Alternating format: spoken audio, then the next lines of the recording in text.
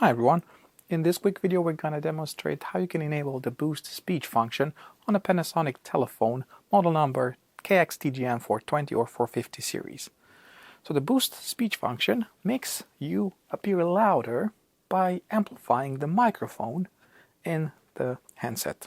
Alright, so all you need to do is first, you have to be on a call in order to enable this functionality. So what we're going to do, I'm just going to pick up this other phone quickly, and I'm going to start a call towards the handset. Just going to set this aside for now.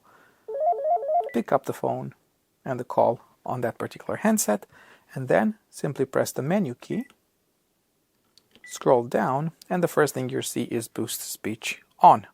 Now this means that by pressing OK, you're going to turn this on. Okay, so let's do that.